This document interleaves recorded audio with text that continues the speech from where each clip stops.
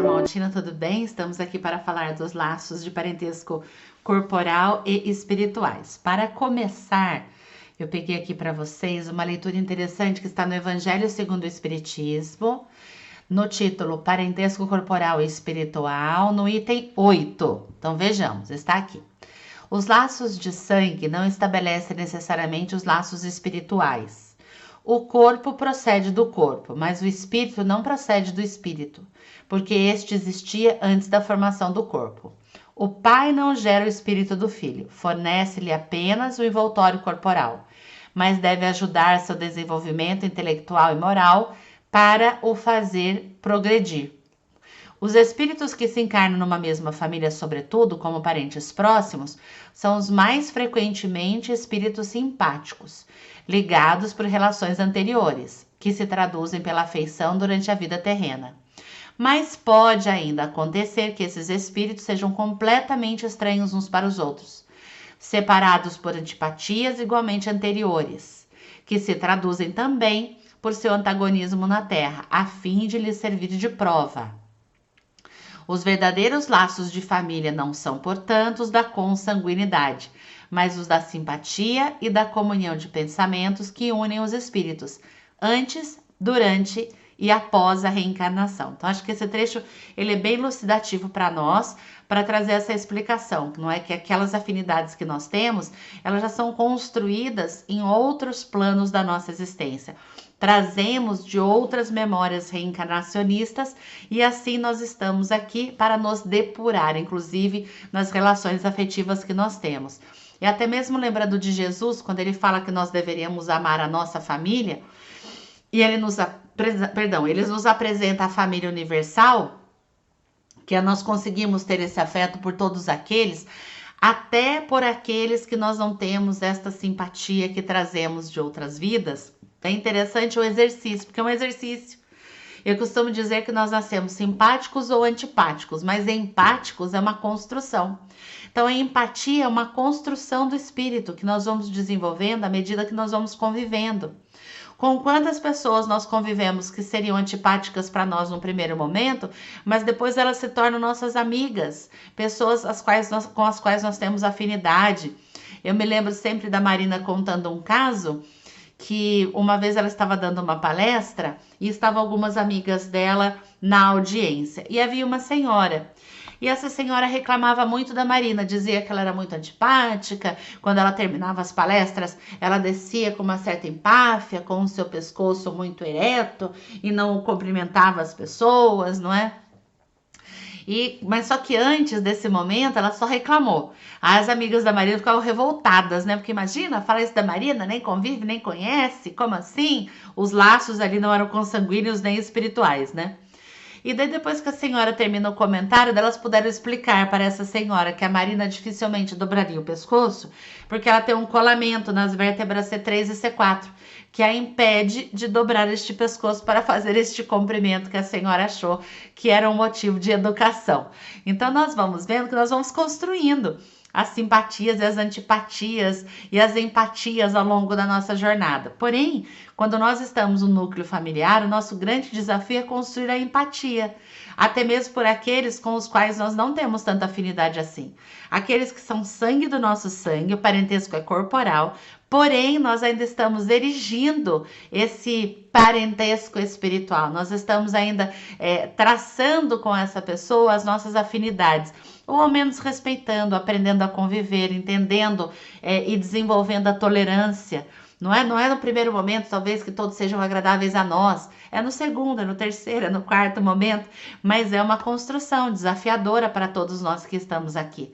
Lembremos que vivemos num orbe de provas e expiação. Então não está tudo dito, não está tudo posto, não está tudo combinado, não está tudo com a hora marcada, não é?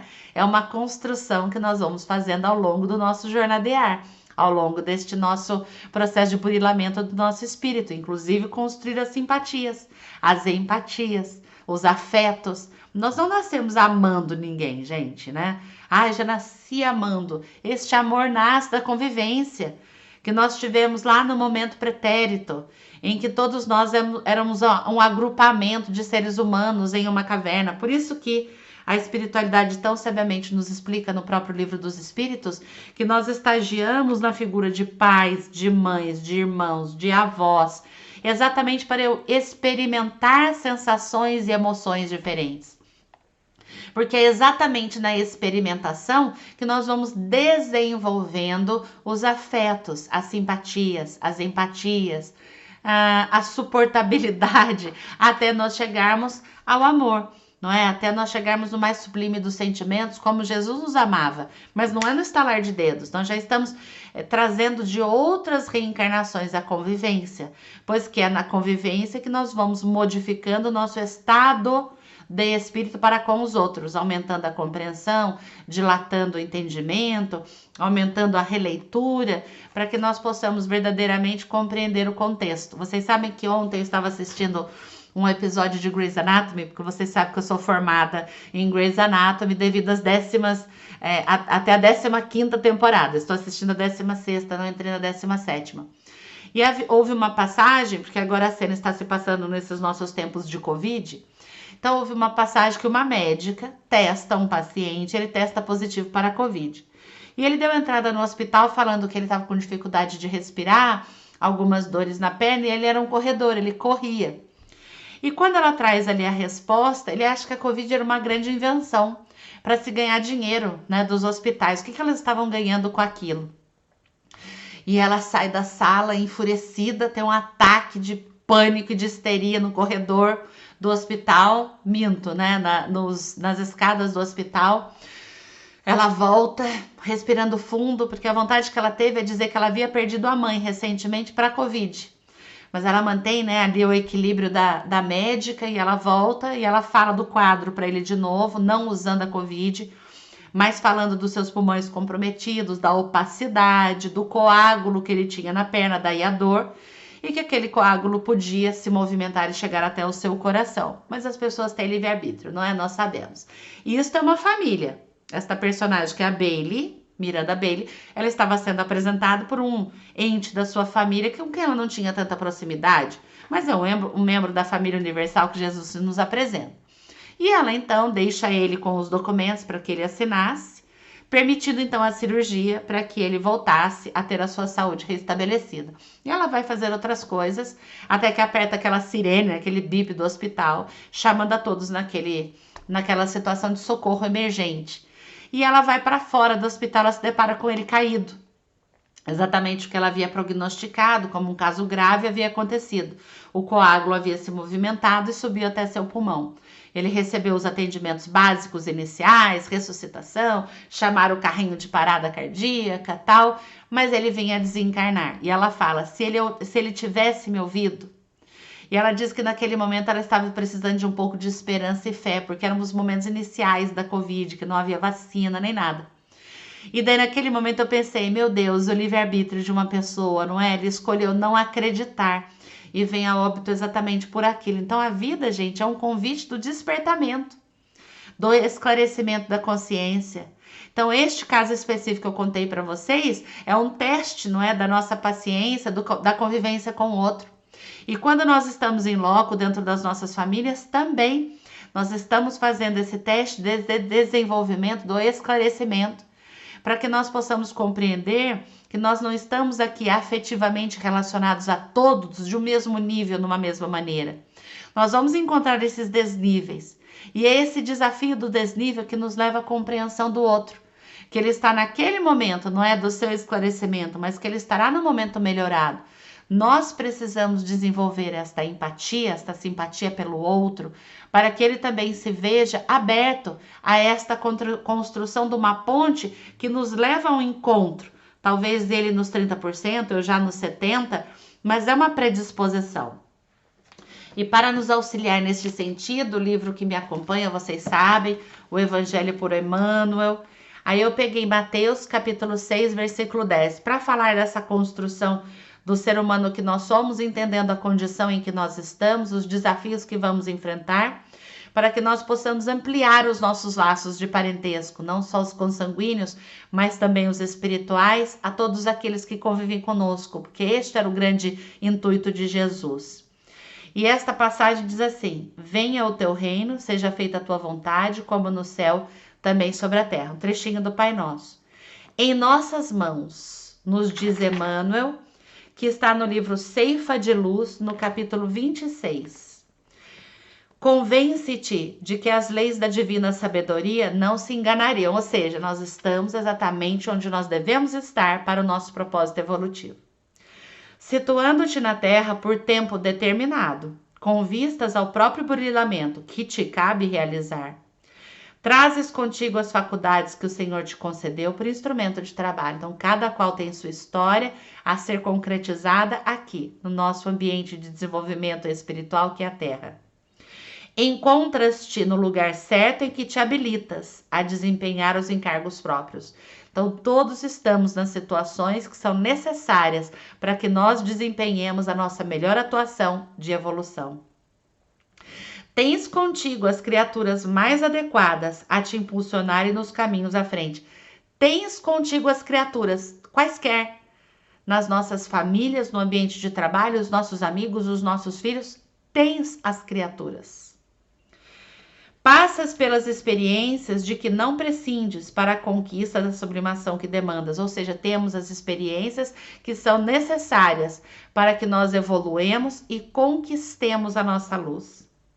Recebes os parentes e afeições de que mais necessitas para resgatar as dívidas do passado ou renovar-te nos impulsos de elevação. Ou seja, toda a nossa parentela, consanguínea, adotada, não adotada, nascida, nós temos os parentes necessários para que nós possamos resgatar as dívidas do passado ou renovar os impulsos de elevação através das nossas afeições, que são uma construção.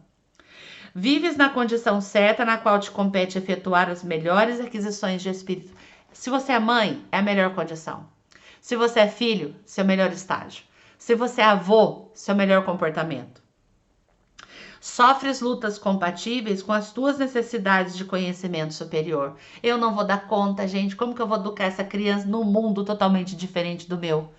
Tens as condições necessárias, compatíveis com as tuas habilidades para contribuir nesse processo. Vários acontecimentos dos quais não se te faz possível a desejada liberação, a fim de que adquiras autocontrole. Se somos testados, é porque temos que ter autocontrole. Se somos convidados à mudança, é porque temos que ter autocontrole para a nossa ansiedade. Atravessa as circunstâncias, por vezes difíceis, de modo a conheceres o sabor da vitória sobre ti mesmo. Construir afetos e alianças é uma vitória sobre as nossas próprias dificuldades. E em qualquer posição na qual te vejas, dispõe sempre de certa faixa de tempo a fim de fazer o bem aos outros. Tanto quanto queiras, como julgues melhor, da melhor maneira que te pareça, mais justa e na extensão que desejas, para que, auxiliando aos outros, recebas dos outros mais amplo auxílio no instante oportuno. É uma troca, é um toma lá da cá, segundo Emmanuel. Seu auxílio, receberei auxílio, seu auxílio, receberei auxílio na mesma medida. Segundo é fácil de observar, estás na terra de alma condicionada às leis de espaço e tempo. Não tem como fugir. Conforme o impositivo de autoaperfeiçoamento. Impositivo. Então, se fosse deixado pela nossa escolha, talvez não estivéssemos aqui. É um impositivo de melhor. Em que todos nos achamos no mundo físico ou fora dele, mas sempre com vastas possibilidades de exercer o bem e estendê-lo aos semelhantes. Porque melhorar-nos e elevar-nos, educar-nos e, sobretudo, servir, são sempre medidas preciosas, invariavelmente em nossas próprias mãos. Então, onde quer que nós estejamos, nós somos chamados a nos melhorar, a nos elevar, a nos educar e a, sobretudo, servir como um impositivo da nossa evolução espiritual. Então, meus amigos, na família em que nós estivermos, com os laços consanguíneos do corpo, com os laços espirituais já conquistados, nós temos o dever de conquistar outros tantos mais, para que assim um dia nós possamos viver na comunhão de Jesus. Que Jesus nos auxilie neste intuito, Que Deus nos dê mais chances de edificarmos essa nossa jornada para que um dia nós possamos viver naquela felicidade que não é relativa, mas é absoluta. Que assim seja, graças a Deus e graças a Jesus.